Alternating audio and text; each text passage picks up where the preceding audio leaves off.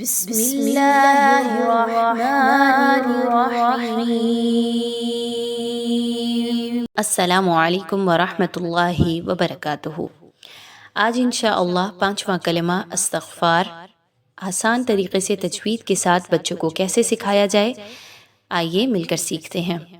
شروع کرتے ہیں 5واں کلمہ۔ استغفر اللہ ربی من کل ذنب اذنبته عمدا او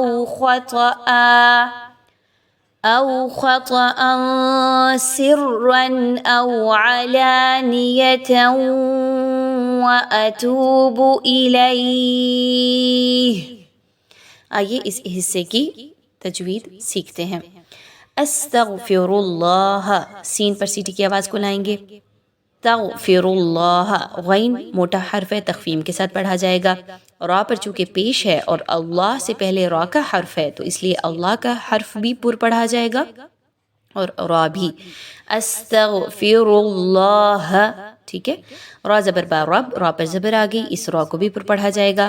ربی بازیر یا بی یا مدہ 1 سے 2 الف کے برابر اس کی ادائیگی رکھنی ہے، کم نہیں کرنا۔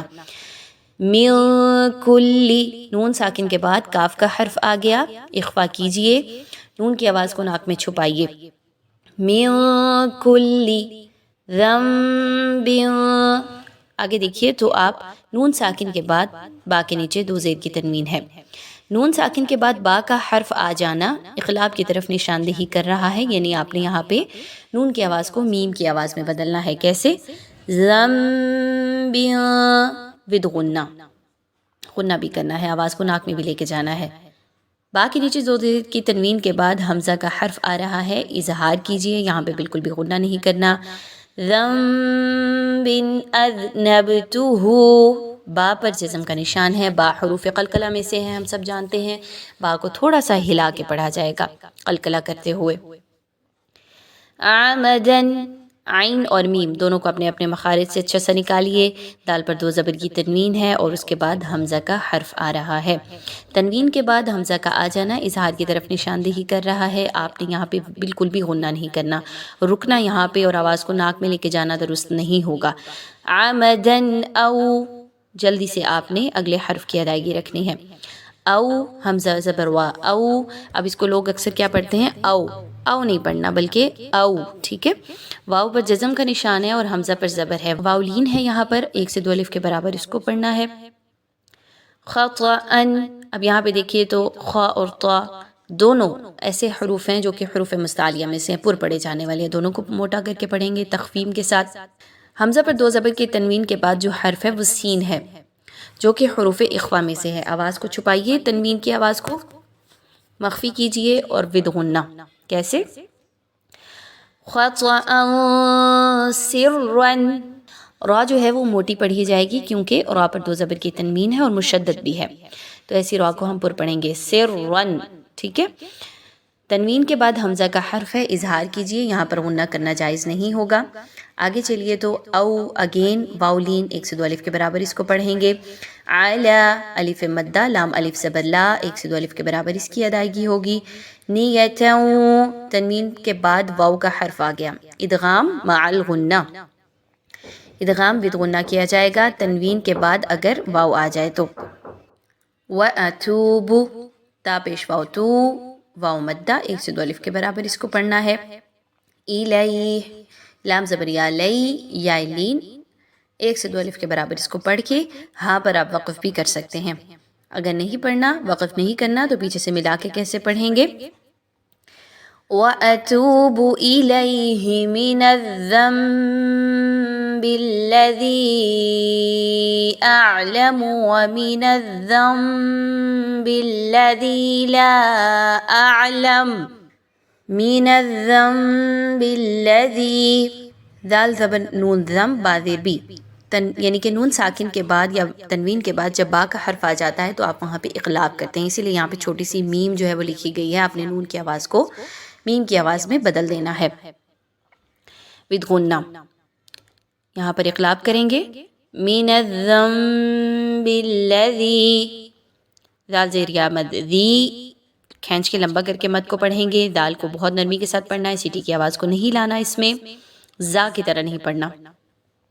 اعلم, عین کو بہت اچھے سے مخرج سے نکال کے. وَمِنَ الذَّنبِ, اگین اقلاب کا قاعدہ فالو کریں گے. آواز کو آپ میم کی آواز میں بدلیں گے, نون کی آواز کو, اور بغنہ. ٹھیک ہے, آگے چلیے. تو لا اعلم اس کو پڑھتے ہیں.